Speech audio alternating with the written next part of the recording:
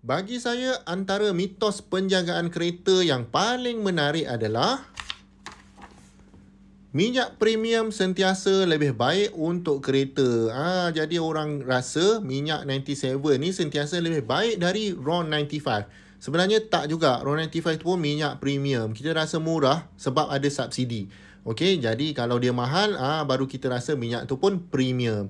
Baik. Kalau anda nak dapatkan buku 30 mitos penjagaan kereta ni, anda boleh dapatkan secara percuma saja sebab saya bagi siapa-siapa yang join kursus asas enjin yang saya buat tu, ada 50 video menggunakan komponen enjin yang sebenar dan menceritakan segalanya yang anda nak tahu pasal enjin.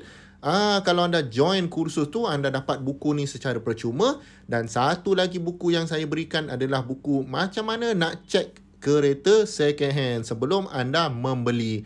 Jadi kalau anda berminat untuk dapatkan buku ni, untuk belajar lebih banyak tentang enjin, klik link di bio saya, pilih kursus asas enjin.